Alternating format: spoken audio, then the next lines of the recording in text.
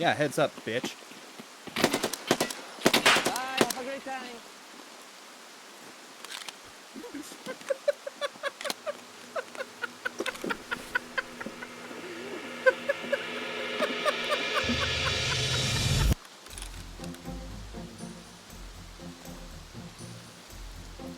Okay, where am I?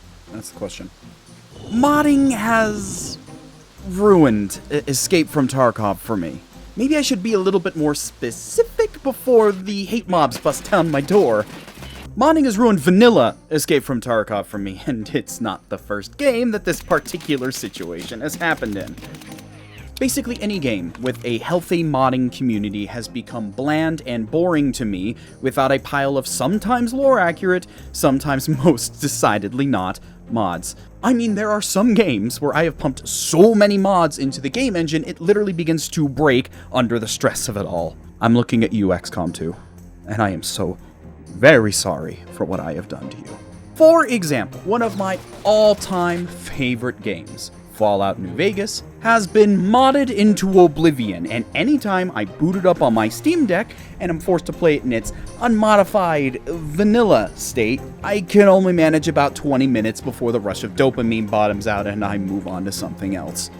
Anyway, with the release of Escape from Tarkov 1.0 in the rear view and being mildly intrigued by the idea of Tarkov having an actual story now, I decided that maybe I'd give vanilla Tarkov, albeit the PvE version, another shot. I mean, the things I like about Tarkov are its core features, so I'm sure I'll have a grand old time. I really tried. I honestly did. But between the AI that went from completely brain dead to omniscient killing machines at the drop of a hat to the lack of quality of life features modders had added into SPT, I found myself continually being drawn back to it. I even attempted to spice things up, giving myself a hashed-together punishment system, wherein every time I completed a successful raid, I rolled a d20, and that determined what punishment I had to endure. Even that felt lacking, as I kept thinking of all of the ways that if I were doing this on SPT, I could spice things up further.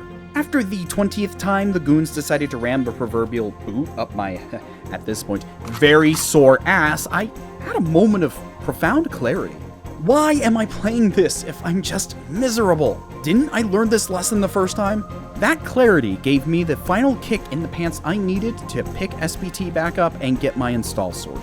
Unfortunately for me though, due to how Tarkov was reworked under the hood for the 1.0 release, that means SPT is stuck on the last beta version.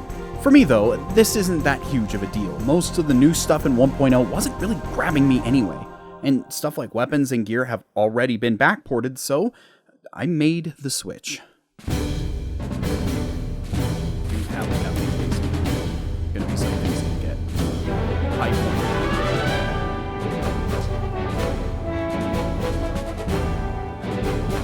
But hello!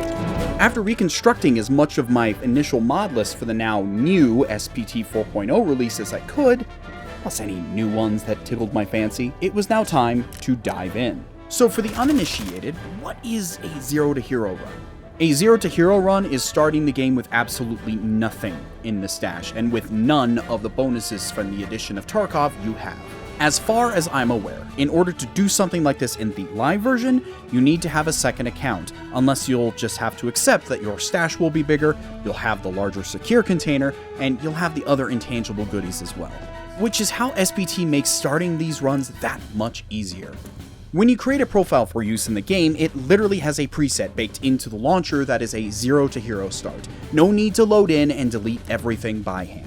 With everything dialed in, I jumped into my first raid and immediately I noticed something was off. Tarkov was being generous.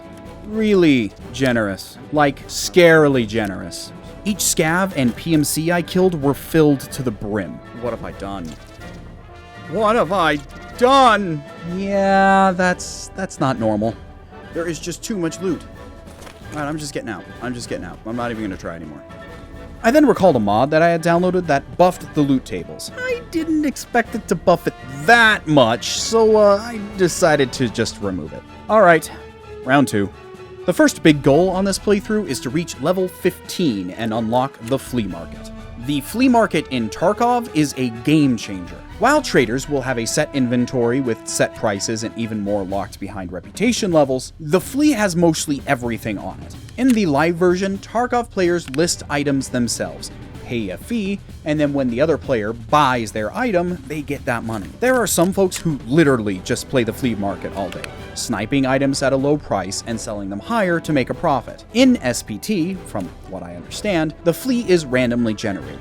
I use a mod that scrapes the Tarkov API for current cost of items on the fleas so that it feels a little more alive and will change day to day. Being able to find a ton of items, including junk I need in the volumes I need it, is invaluable. For now though, I was limited to whatever I could buy off of traders and scavenge out in the world, which, speaking of, with the loot tables back to being sane, I wiped my profile and started over just to be fair.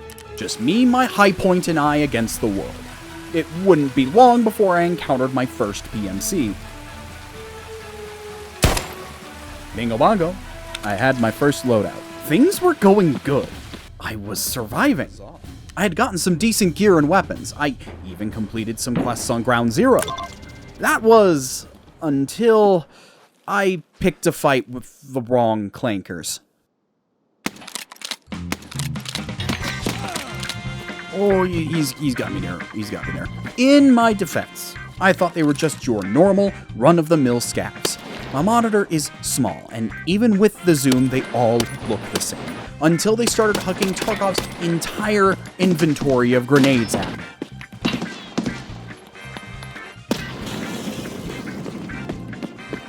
Jeez, how many grenades have they got?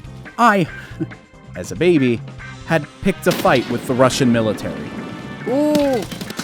That was another mod I downloaded. In many of the maps Tarkov has, there are extract locations that were at one time or another run by UN Tarkov or the Russian Armed Forces. They're usually safe extracts with no funny business or special requirements. You just need to worry about if they are open or not. What this mod does is spawn in the appropriate faction NPCs around the checkpoint or has them patrol through the map. They have decent armor, good ammo, and I have none of those things. So they made sure I regretted picking a fight with them. Oh. After I scavved a new loadout, I jumped back into woods to complete some small side quests and to do the quest required to unlock Jaeger. After blasting a PMC out of this plane of existence, which was followed up by the exact opposite, a PMC that tanked every round of buckshot I shot at him, allowing him to black out my stomach, I completed the elimination objective for one of the side quests I had and was now racing against the clock.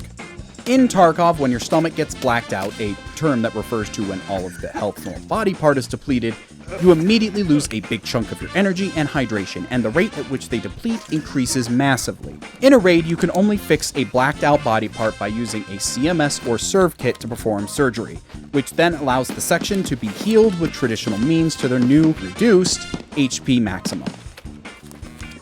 Please give me a CMS kit or something, please. No. With no surgery kit in sight, all plans I had to go to Jaeger's camp were now out the window, and I decided to rush to extraction. Here comes my darkness, my old friend. Alright, let's get out. Let's get out. Get out. Get out. Save me, therapist. Heal me, therapist. Oh! And I made it by the skin of my teeth. With my limbs healed and the desire to ever use a shotgun again purged from my system, I grabbed one of my favorite obscure Russian guns, the ENVtuber, which was included in a massive mod pack of guns, and went back into woods for round 2. Which went swimmingly. With that raid being a smashing success, I decided that was it for the night, and I logged off. It wasn't long until I was starting to have a very common problem in Tarkov, especially since I was starting from zero: stash space. There are a few ways you can min-max that space. You can buy obscenely expensive containers that allow you to fit more items in a smaller space. You can also backpack stack. There's also hiding stuff in rigs and vests. You can also take the grips off of most weapons, and that reduces the amount of squares they take up by a good amount. Each of these methods have their own drawbacks and are only temporary solutions. Eventually, you need to bite the bullet and just upgrade your stash level. Being poor and a low level, I only really had two options. Scrape together enough cash to buy a scav junk box and upgrade the stash. So that's exactly what I did. I bought a scav junk box. At the same time, I decided to focus on getting materials to upgrade the hideout, including my stash, further. This became my mission for the next few sessions. There is only one problem. Finding the junk you need is harder than you'd expect. You might be able to find some little bits and bobs on your victims, but you can only really find what you need in technical crates, duffel bags, PC cases, and toolboxes. Since I was a baby with poor ammo and barely serviceable gear, there was a massive risk to going to those areas where those particular containers were plentiful. Like, I don't know if it's obvious or not yet, but I'm no Chad. I am terrible at escape from Tarkov. Oh! Hell, I'm terrible at most shooters. I think I barely missed. Even with the decent bots, I am going to die, and die I did. I'm gonna try for the Russian Armed Forces roadblock. If I can. It's just, this is like no man's land. It is deadly.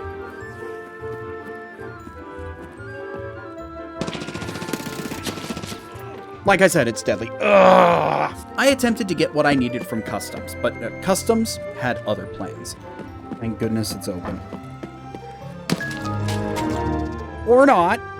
So I found myself just becoming the Lord of Woods, which makes sense. Woods is one of my more well-known maps, but Woods also had other plans.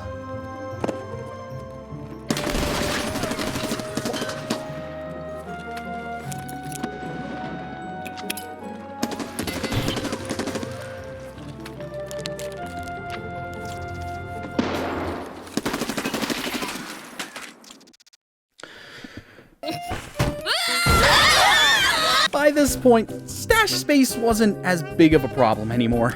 Not only did I lose a decent amount of gear, I had also managed, in the face of adversity, to scrape together enough money to buy some small containers to help alleviate the short-term issues I was having, cramming that small amount of loot into an even smaller stash. And now, being level 12, the flea market was almost within my reach. It was time to push for level 15. The next session, Tarkov rained her blessings down upon me. Literally. An airdrop happened right over my head. Oh, it's dropping right on top of me. An airdrop that gifted me a surprise tool that will potentially help us later.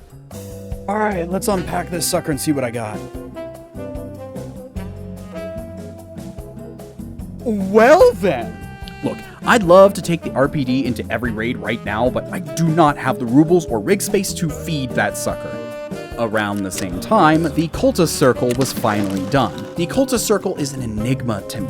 This is a new addition that I have had basically no experience with. From what I gather, you put items into it and sacrifice them to some unknown eldritch being, and it sometimes spits out good loot. Well, apparently that eldritch being didn't like my sacrifice of a lighter, saline, a random camera lens, power bank, and toothpaste because the next few raids really didn't go well. The next raid I had to bail on early because I got absolutely shredded by a PMC. Partly my fault. Round 2 on Customs went even worse, and my attempt to save the night with a woods raid went abysmally as well.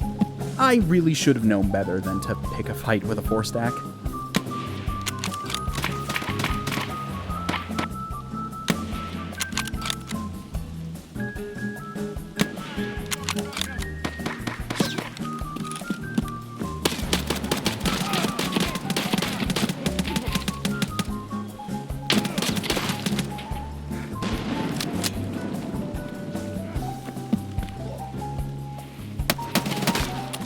Oh my gosh. I just can't catch a break in these last little bits. The next session, though, Tarkov relented, and I made significant headway on the hideout. The problem of space was becoming an issue again, though, so I did what I could to condense yet again, so that I could get over the hump to level 15. We were now potentially one raid away from reaching that goal. All I had to do was go to Shoreline and kill a bunch of scavs. Easy peasy. Yeah, it would be easy peasy if I didn't, once again, pick a fight with some of the more dangerous residents of Tarkov.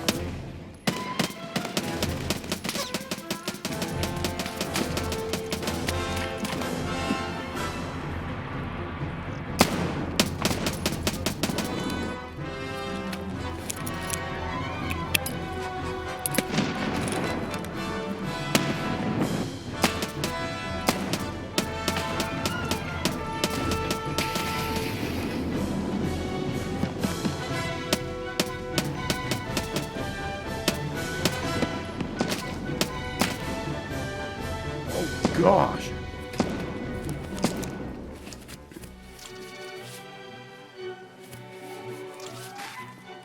Alright, I'm disengaging. This is just not good. I'm gonna try and lure them back.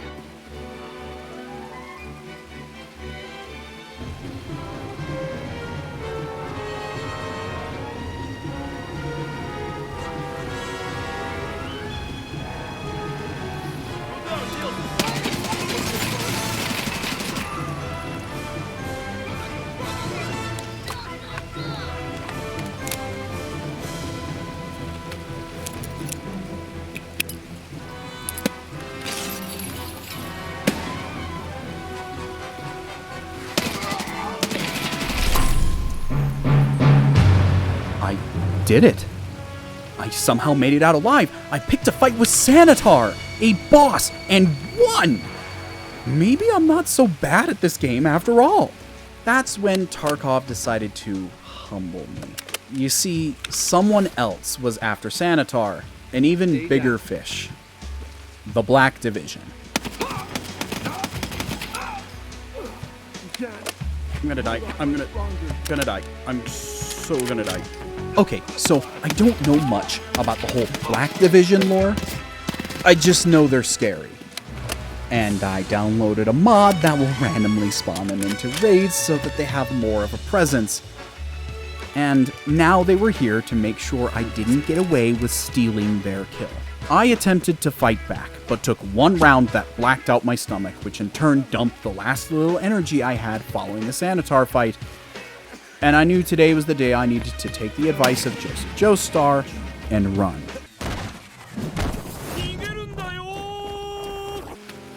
With no energy and dehydration setting in, I desperately scavenged through the houses of the town I was near for any morsel, any scrap of food or drink that could give me just enough time to extract. But that decision only cost me valuable time. I hobbled toward the nearest extract, desperately trying to keep myself alive just long enough to make it, but in the end, I was too far gone. I am so close to the extract. Come on. Come on, come on, come on, come on, come on, come on. Come on. I collapsed within sight of my final destination. But all was not lost. By killing Sanitar and his buddies, I had garnered just enough XP to push me over that final hump and to level 15. The flea market was open for business. To be honest, even with the failures, I had more fun in the several sessions I played of SPT than I did in vanilla Tarkov. I honestly don't know why I didn't just start with SPT in the first place. Probably would have saved me a month. So yeah, one video a month, huh? That isn't going so well. To be fair, immediately after releasing my previous video, I got sick with that mystery cold that just won't leave. And for me, it really didn't want to leave. Like, I'm only now just starting to finally shed a lot of the sinus-related symptoms that led to 2 bacterial infections. Anyway, this video was also a pivot from another video I was working on that ballooned in size, so maybe you'll see that one once finals is over, because those are in less than a month. Don't remind me. Anyway, I'll try to put out something between here and there, which might be a short or 2, we will see. But that is it for now. Drink some water, touch some grass. I'm going to try and survive the end of this semester, and I'll see y'all next time.